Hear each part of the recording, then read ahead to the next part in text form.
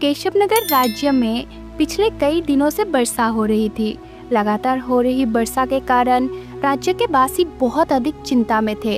हरियापुर गांव का रहने वाला आदित्य नाम का एक किसान अपने घर के बाहर उदासी से आकाश को देख रहा था।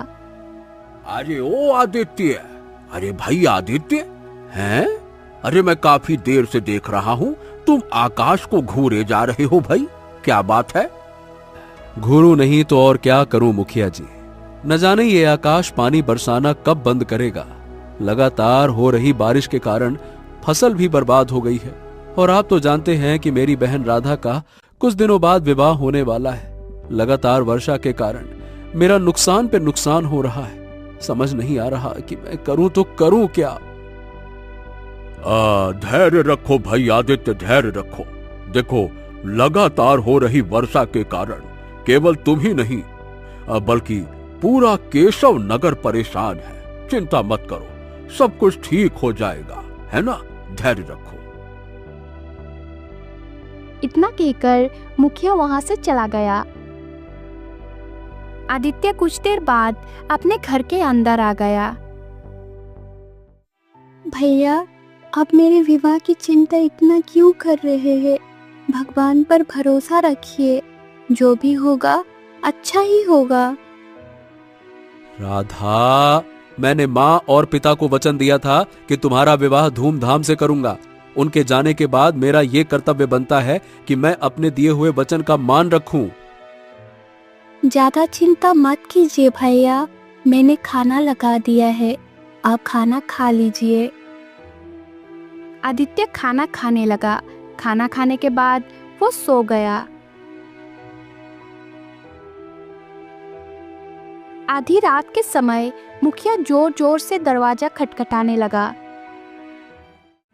आदित्य, अरे ओ आदित्य, आदित्य जल्दी सुनो, बाहर आओ। अरे ओ आदित्य, अरे भाई बाहर आओ। आदित्य! आदित्य जैसे ही दरवाजा खोलता है तो देखता है कि पूरे गांव में पानी भरा हुआ है। अरे आदित्य, लगातार हो रही वर्षा के कारण गांव में बाढ़ आ गई है। बच्चे और गांव की औरतें मुसीबत में हैं। उन्हें बचाने के लिए जल्दी से हमारी मदद करो। चलो चलो चलो चलो।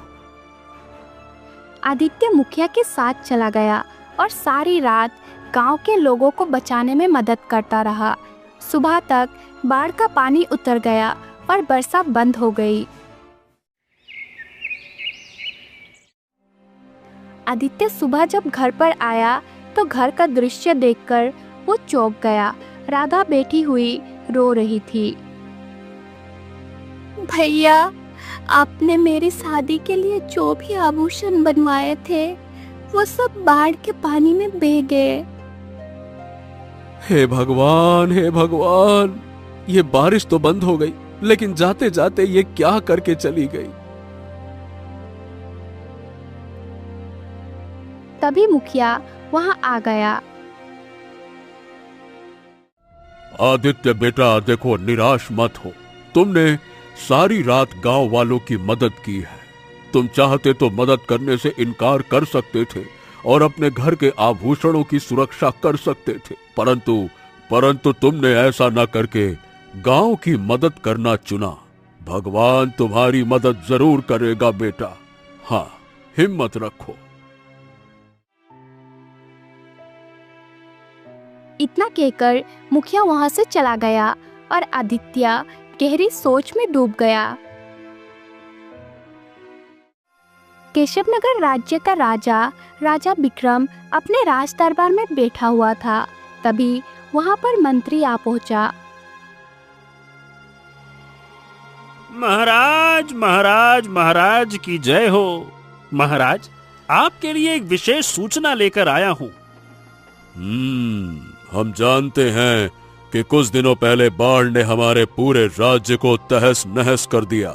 जरूर तुम यही सूचना लेकर आए होगे कि प्रजा बहुत अधिक परेशान है। बोलो। महाराज, इस बात को तो आप भली भांति जानते हैं। दरअसल मैं तो एक और सूचना लेकर आया हूँ। कैसी सूचना, बताओ। महाराज, हमारे राज्य में जंगल में रहने वाला तांत्रिक अघोर ने राज्य के लोगों का जीना हराम कर दिया है। वो आए दिन किसी न किसी वासी को उठा ले जाता है और उनकी बलि दे देता है। हद तो तब हो गई जब कल उसने एक 10 वर्षीय बच्चे को पकड़ लिया। बड़ी मुश्किल से हमारे सैनिकों ने उस बच्चे को उस अघोर से आजाद कराया है महाराज। ये सुनकर राजा विक्रम क्रोधित हो गया। हो, तो सैनिकों ने उस समय उसका सर धड़ से अलग क्यों नहीं कर दिया? क्या उसे बंदी बनाकर घसीटते हुए यहाँ क्यों नहीं लेकर आए हैं? महाराज, वो तांत्रिक अघोर बहुत शक्तिशाली है महाराज। अरे वो चाहे जितना भी शक्तिशाली क्यों न हो, परंतु हम उसे इस तरह से अपने राज्य में मनमानी नहीं करने देंगे। राजा विक्रम ने इतना कहा ही था कि तभी तेज कदमों से एक तांत्रिक राज दरबार में आ गया। ओह, तांत्रिक अघोर, तेरी इतनी हिम्मत कि तू हमारे राज दरबार तक आ गया। महाराज, मैं आपसे एक सौदा करने आया हूँ। महाराज, मैं आपसे एक सौदा करने आया हूँ। सौदा? कैसा सौदा? देखो महाराज, मैं एक विशेष सिद्धि कर रहा हूँ जिसमें मुझे बहुत सारे लोगों की बलि की आवश्यकता है। काफी लोगों की बलि मैं दे भी चुका हूँ, लेकिन आपके सैनिक मुझे आए दिन तंग करते रहते हैं और मुझे मेरा शिकार पकड़ने से रोकते हैं। ओह, जिसे तू शिकार कह रहा है वो हमारी मासूम प्रजा है अत्याचारी। अब हम तुझे किसी भी कीमत पर किसी निर्दोष की हत्या नहीं करने देंगे। महाराज, महाराज, महाराज, आपने मेरी पूरी बात नहीं सुनी। मैं चाहता हूँ कि आप कुछ दिन के लिए मुझे राज्य में खुलेआम लोगों को उठाने की छूट दे दे। मैं अपनी पसंद के कुछ मनुष्यों को उठाकर ले जाऊंगा और उन्हें बड़े अनुष्ठान के लिए इस्तेमाल करूंगा। जब मेरा अनुष्ठान पूरा हो जाएगा, उसके बाद मैं आपके राज्य में दखल नहीं दूंगा। इससे आपको भी परेशानी नहीं और मुझे भी कोई समस्या नहीं। ये सुनकर राजा विक्रम क्रोधित अवस्था में सिंहासन से उठ खड़ा हुआ और सैनिकों की ओर देखकर बोला, सैनिकों, इस तांत्रिक को बंदी बनाकर घसीटते हुए कारागार में डाल दो। हम कल इसे सार्वजनिक रूप से फांसी पर लटकाएंगे। इसकी इतनी हिम्मत कि ये हमसे इतना कह रहा है कि हम अपनी प्रजा इसके लिए कुर्बान कर दें। ले जाओ इसे। परंतु तभी तांत्रिक की बात सुनकर सभी चौंक गए।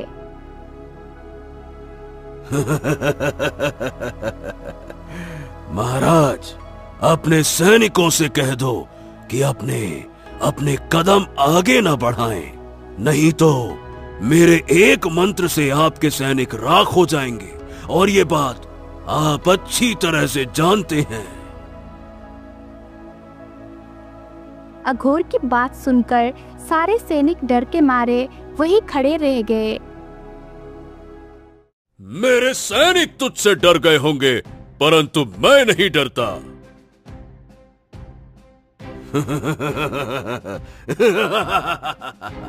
ठीक है महाराज, ठीक है।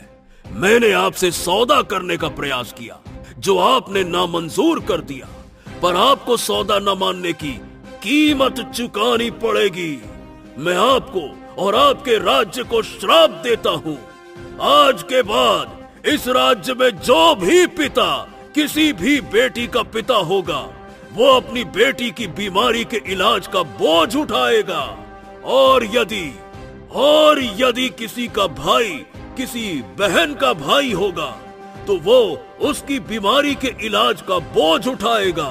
और यदि कोई पति किसी पत्नी का पति होगा, तो वो अपने पत्नी के इलाज के जद्दोजहद में फंस जाएगा।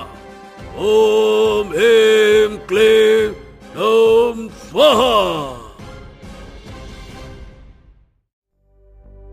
इतना कहकर तांत्रिक अघोर मंत्र पढ़ने लगा और वहां से गायब हो गया। महल में सन्नाटा छा गया।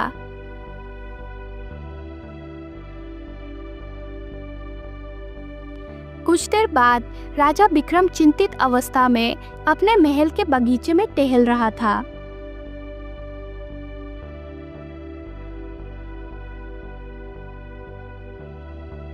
महाराज महाराज महाराज, उस तांत्रिक अघोर नंद का श्राप काम कर गया महाराज। क्या मतलब है तुम्हारा? महाराज, आपकी पत्नी यानी कि क्षमा चाहूंगा महारानी और आपकी बेटी यानी कि राजकुमारी बीमार पड़ गई हैं। उन दोनों के चेहरे पर विचित्र दाग उभर आए हैं और उनका शरीर दर्द से तड़प रहा है महाराज। ये सुनकर राजा विक्रम दौड़ता हुआ एक कक्ष में गया जहां उसकी पत्नी और बेटी रो रही थी। पिताजी, मेरा शरीर बहुत दर्द कर रहा है। राजा विक्रम के आंखों में आंसू आ गए। राजा चुपचाप वहां से चला गया और अपने सिंहासन पर बैठ गया। कुछ देर में मंत्री फिर आ पहुंचा।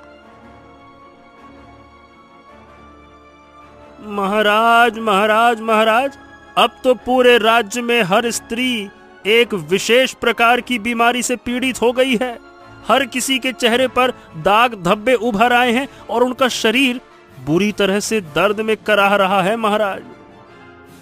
हो, अगर हम ऐसे ही हाथ पर हाथ धरे बैठे रहे तो हमारा राज्य तो बिना स्त्रियों का राज्य हो जाएगा। जाओ मंत्री, जाओ, किसी साधु या महात्मा को बुला कर लाओ जो इस श्राप का कारण बता सके और इसका इलाज कर सके। जाओ।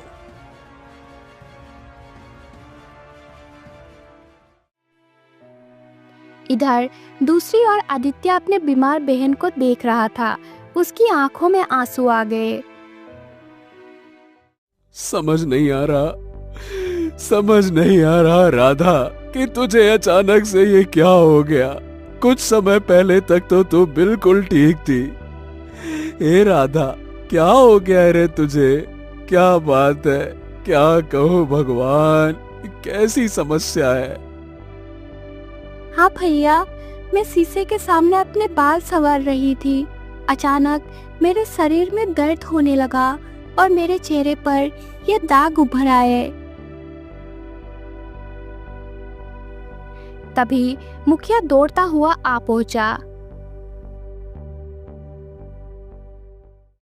अरे आदित्य, आदित्य, देखो भाई आदित्य, केवल तुम्हारी बहन ही नहीं, ये बड़ी ही विचित्र बीमारी है। मान के चलो कि पूरे गांव की स्त्रियों को ये बीमारी हो गई है।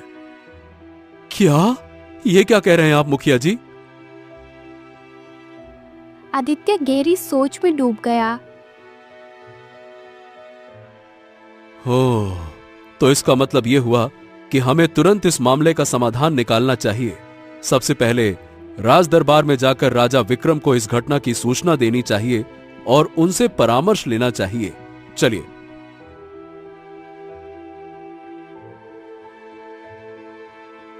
इधर उसी समय मंत्री ने राज दरबार में तालाब वाले साधु महाराज को लेकर प्रस्तुत किया। महाराज, ये तालाब वाले साधु महाराज चमत्कारी शक्तियों के ज्ञाता के रूप में प्रसिद्ध हैं। तो साधु महाराज, अब ये बात तो आप जानते होंगे कि हमारे राज्य में क्या चल रहा है और हमारी प्रजा किस तरह की विपत्ति से जूझ रही है। निश्चित मैं जानता हूं महाराज, और मैं ये भी जानता हूं कि ये सब कुछ अघोर के श्राप की वजह से हुआ है। पर मैं जानता हूं कि इस श्राप का अंत कैसे हो सकता है। तो फिर जल्दी से बताइए महाराज, इस श्राप का अंत कैसे हो सकता है? सोने की जादुई गाय। ये सुनकर राजा विक्रम चौंक गया। सोने की जादुई गाय। पर क्या वाकई में इस प्रकार की गाय धरती पर मौजूद है? हाँ महाराज, इस प्रकार की जादुई गाय मौजूद है। हमारे राज्य के जंगलों के और भी गहरे हिस्से में एक इलाका है